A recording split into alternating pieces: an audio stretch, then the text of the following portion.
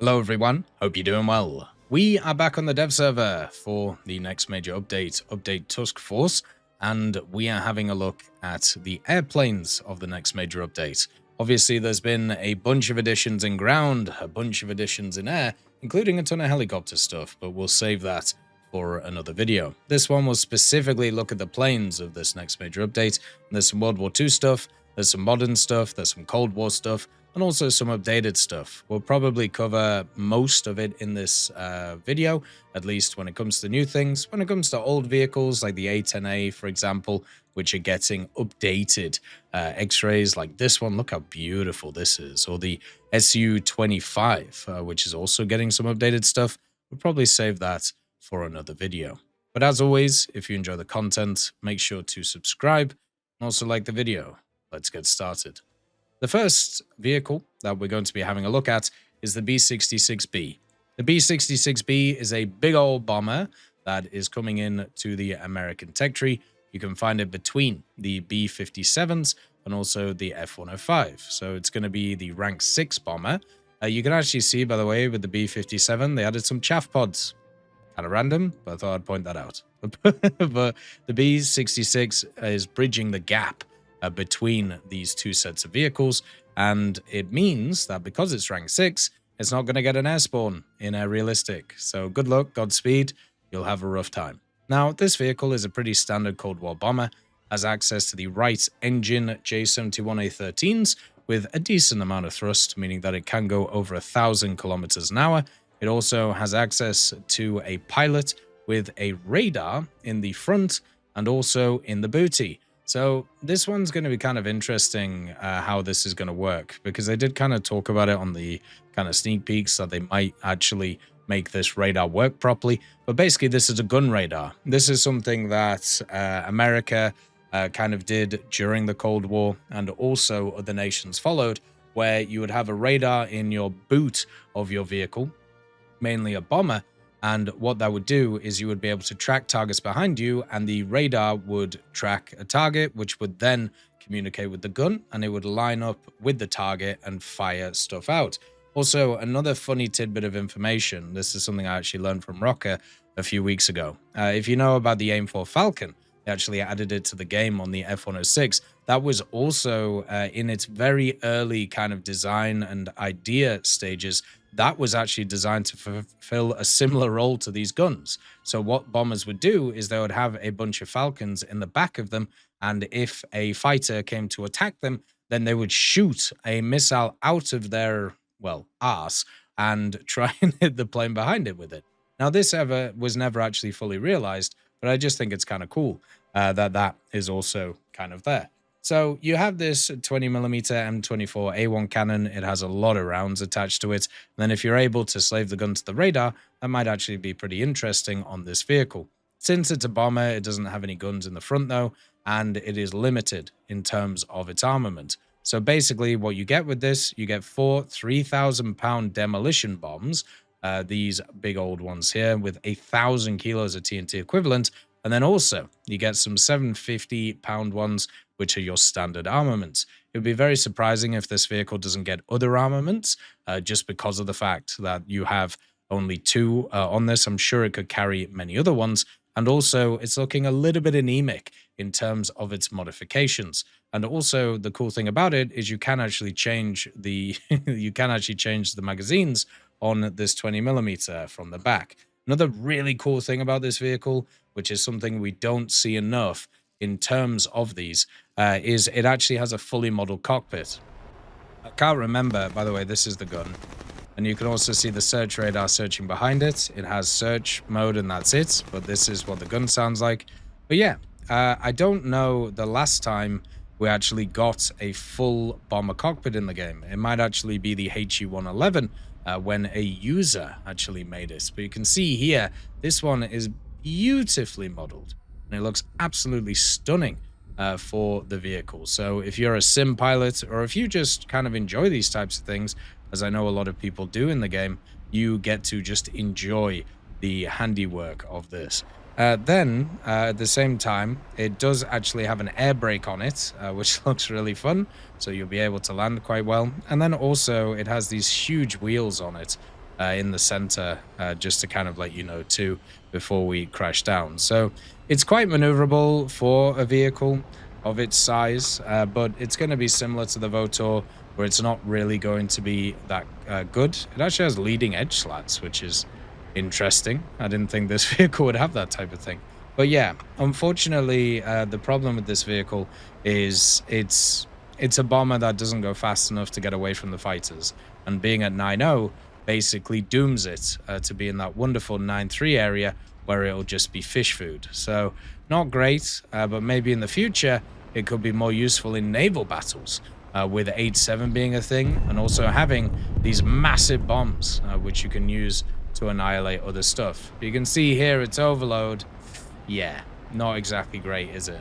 Struggling at 6 Gs at 830. So it's got Votor syndrome. By the way, I want to show you something that we found earlier. And I noticed this straight away, which tells me that I'm probably on the spectrum. When it comes to this, you can actually see there's a bit of a difference. There's a hole here. And this has always been a little bit further off, but now the return to hangar is a little bit further off too, which it wasn't previously. So yeah, looks like my good old tickers are going off. So yeah, that's the B66. Let's get on to the next vehicle. BF-109T2. This is a new premium BF-109 that is coming into the tech tree. It's very similar to the BF-109 Emil series of aircraft, which we already have in the game. It's based off of the E series, probably a later E than the actual E3 here, but you can see that it's incredibly similar in terms of what it's set up. The difference between them, though, is the wings. So you can see here, you have the E3 with the shorter wings and the T2 with the slightly longer wings. That's because the T series of BF-109 was designed to take off from carriers. You had the BF-109 T1. This one was the one which had all of the kind of naval carrier equipment to be able to take off, which is really cool. And then on top of it, the T2, which you see here, is the navalized version, which then got tuned down, taking off all of the naval stuff and was put back into service, very similar to the E series, so it fought for the Luftwaffe. So basically what we're seeing here is the unnavalized, navalized version of the BF-109, which, yeah, that's interesting to talk about. This is very similar to the BF-109E, as the DB601N engine with good power, has access to the MGFF 20mm, which for me, I don't really enjoy these guns, but I know a lot of people do. Also has the 7.9mm that you have here. And then, of course, the pilot, which is sat in the center. Does actually get access to bombs, surprisingly. So you get a 250 for CAS, you get the 50 kilos, and then also an incendiary bomb. So overall, very nice that they've given it that. But it's another premium 3.0 vehicle. I don't know why it's 3.0. Just seems incredibly high for what it actually is. If you compare it to another one, you have the F series, which is right here, which is 3.0. And the F series basically uses, well, I suppose it uses the same engine, but I just feel like the F will fly a lot better than it in terms of kind of its flight characteristics. And also, at the same time, that engine does have a few issues in terms of kind of like, you know, overheating. So I'm not sure about the 3.0 setup for it. For the USSR, you don't have anything new apart from an Mi-25 and the updated stuff here. Then for the British tech tree, you have the Commonwealth. The Commonwealth are turning up in a big way when it comes to War Thunder. You have 2 Australian Hornets, and you also have a Canadian Hornet, which is pretty cool. These are set up very similarly to the other Hornets that we have in the game. So just to remind you, we have the Hornets in the German tech tree, the FA-18C and the C late. For the Americans, we have the FA-18C early and late again, and the FA-18A. And of course, for the Swedish, we have the FA-18C and the FA-18C MLU2. So now we have 3 more Hornets which are coming in, which, guess what, have very, very similar characteristics to the rest. The CF-188A is the premium version of the Hornets for the British. You can see it right here. The other 2 Hornets are in the central line after the FG-1 and the Sea Harrier FA-2, which is a little bit weird. It looks very odd.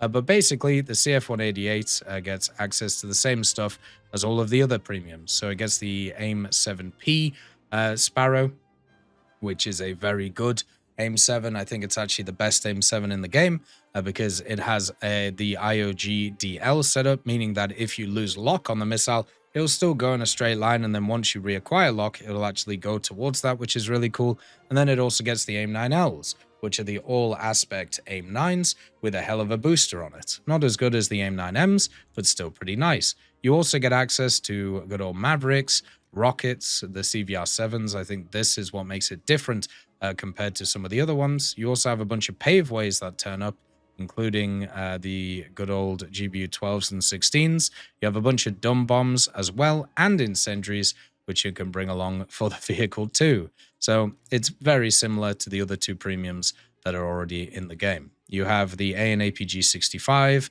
you have the RWR, which is the AN/ALR-67V2, and then also you have the Vulcan.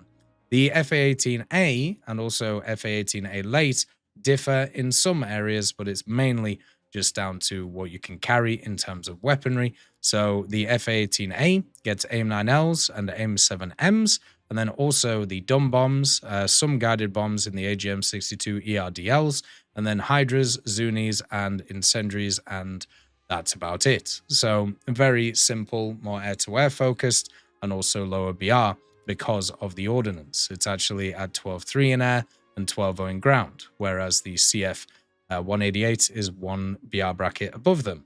Then you have the Late, which is 14.0 in air and 12.7 in ground. And the reason why this one is 14.0 in air, guess what? It has access to the AMRAAMs because it's the same as all of the other late tier Hornets. So yeah, you have access to the 10 AMRAAMs. You also get the BOL pods, which is really nice, and the AIM-9Ms too. So you get the better kind of missiles. And also on top of it, you get the glide bombs in the form of the JDAM ERs and the standard JDAMs, which turn up too.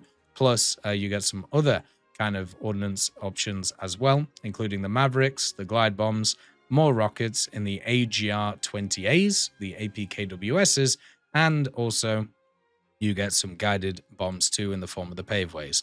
Now, one of the things I do actually want to show you is they've actually changed the way that some of the missiles look now. So whoa, that is crazy. But basically, the way that these things fly they don't fly differently, but they look different as they fly. And they also sound different when you fire them off the rail. And I thought I would kind of show you with this one because you have the smokeless motor of the AIM-9M, and then you also have the AIM-120C, which of course is a little bit crazier. So in terms of like the AIM-20C, whoops, I broke the lock there. You can see here that you have this really big kind of like smoke on it, and that kind of follows in, and you can see that little pop that they've added when you actually fire the missile. So that is something which they've brought in, which is pretty cool. There's also all of the radar stuff that they've done as well. We'll talk about that at a later date because that's more of a mechanic addition that they've added, which is pretty sick. But with the AIM-9Ms that they have, even though they're smokeless motors, just like a lot of, well, not a lot of the other ones, but a few of the other missiles in the game, they still kind of show a little bit of smoke on them. So you can see here that it's just way smaller in terms of what it's actually showing. So those are kind of like the new smoke effects on missiles. Of course, it depends on which missiles you're firing and where you're firing them. But yeah, I think it will make a difference to how people actually sort these things out, because you got to be super careful in terms of you know, how the enemies are actually going to see these or not, because they really are way more smoky than before and look way more realistic in terms of how they fly. So yeah, pretty cool. It also means from a ground point of view, you'll be able to see these easier too, and it'll just be easier to kind of work out what's going on. So yeah, those are the Hornets. They're very similar to the other ones which are here. Talking about another vehicle that is similar, but with different weaponry, we have the F5 THTCU. This is a new F5 coming in for the Thai air tree in the Japanese tree, and you can see it's between the F5T SCU and also the F-16A OCU.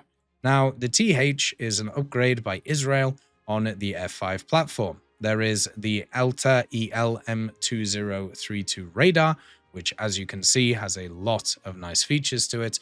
They removed a gun to be able to add in all of the electronics of the new systems. And then also, you have an RWR, the AN/ALR 46V3. But the main upgrades of this system are the new secondary armaments. So this vehicle gets access to a bunch of crazy stuff. It gets the Mavericks, obviously, which is nice. It gets some rockets. It gets some dumb bombs. It also gets the Lizard, which I believe was only available before on the AMX. Is it the AMX Ghibli for the Italians? So we have the Lizard back. We have the incendiary bombs back. But the major thing that's the upgrade is the missiles. This vehicle gets AIM-9Ls or it gets Python 3s, depending on which ones you prefer. And it gets the Derby missiles, which are the active radar homing missiles of the Israeli origin. So with this vehicle now, you can actually bring 4 missiles, 2 Derbys, 2 Python 3s. In the teaser trailer, the vehicle actually had 4 Derbys on it. I don't know if that'll actually be able to be done, but I doubt it, since these are usually Sidewinder kind of setups. But yeah, you can basically bring way better secondary armaments than you could before. Now, this also means it's a 13.3, which is very high in BR in terms of what the other F5s are. So we'll have to see how it goes. It's a little bit too high for me personally, but I'm sure other people will be able to make it work. Then we have the King 6. This is a new Chinese premium that's coming in. It's exactly the same as the BE6 from the Russian tech tree, apart from it has different engines. This uses the Weijiang WJ6 engines, which are turboprops. They give it way more power, meaning that they'll be a little bit faster around the air. Also, at the same time, you have the same turrets, the 23mm, and these secondary armaments. You have a bunch of incendiaries, 250s, 1500s, 500s, and then also the torpedoes. So nothing too crazy in terms of it. One thing I do want to show you, though, which is a cool mechanic they've added, which will help out vehicles like this and also other ones which are similar, are the turrets. So you can see here with the turrets, I can aim over here, right? If I go down, then I can't actually aim with the turret down there. But one of the things that you can see in the bottom right is the turret is still aimed this way. Now, if this was on the live server, what would happen is the turrets would reset and go over here. And this means that with the turret the way that it is now, it's actually much better to be able to get the turret on kind of target, because it doesn't reset every time that it goes out of view. So that is actually really cool. A fantastic kind of little thing that they've done there to be able to help out these vehicles. For some reason, it's taken a long time to do it, but it is finally done. Now, let's talk about another vehicle that's coming in. We have a squadron vehicle coming in for France, and it is the F-16A OCU. This is a similar vehicle to what Japan has in its Thai vehicle, but it has very different armaments. You can see it's a squadron vehicle. It's going to be a rank 8, so it's going to be pretty expensive. And already in the standard tech tree, you have the F-16A and then also the AM for the French in the form of the Benelux stuff. And this is a Belgian F-16 that's coming in, which will have similar factors. So this one, the weaponry is actually really cool. We'll start off, though, with the AN/APG 66V3 radar. It also has access to the AN/ALR 69 RWR, and, of course, the Vulcan, which is here too. The cool factor about it, though, you can see it's not really set up for ground ordnance. It only has access to the AS-30Ls, which, to be honest, are quite fun and generally quite enjoyable to use when they work. But look at this. It is a fully IR-guided platform, but on the IR-guided side of things, it actually has AIM-9Ms, the IRCCM all-aspect AIM-9s with the smokeless motor that we had a look at before, and then also it can carry 4 Magic 2s, which, as you know, are probably the best IR missile in the game. So you can actually bring along with this thing 4 Magic 2s and then also 2 AIM-9Ms, which is just, ooh, that speaks to me on a individual level that many different vehicles have not done in the past. And right now, it's 12.7 in air, so you go up against some pretty stiff opposition, but this is going to be one of the best dogfighters in the game because of that fantastic missile loadout that it brings along. Obviously, around this BR, it's more semi-active focused, which obviously means, you're going to have to get in the nitty gritty with this thing, defensively fly a lot and then get close to enemies. But once you're close to them, it's going to be very, very hard for this thing to actually lose. So I think that's actually really cool. Now, let's have a look at Sweden. Sweden is getting some Norwegian vehicles courtesy of the British. So they're getting 3 Mosquitoes, the FB Mark 6, the F Mark II, and then also the FB Mark 6 ASH or ASH. The difference between these. So first of all, this is just the one in the British tech tree.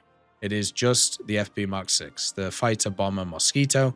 It has access to 7.7 millimeters, 20 millimeters, and also the Uncle Toms, the general bombs, since it's the bomber version, but nothing too crazy, right? Like even the RP3s on the side. There's no actual secondary armament set up on this, which kind of sucks.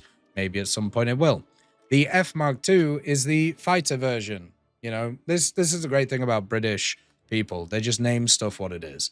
So F Mark II fighter version. This means that it only has access to the 7.7 millimeters and also the 20 millimeters at the bottom. It also doesn't have access to any secondary ordnance. It has the Rolls-Royce Merlin 25s, similar to the Mark 6, but it is designated for just being a fighter. So basically the first ever fighter Mosquito that turned up and wasn't designed for a multi-role setup. Very, very powerful part of history.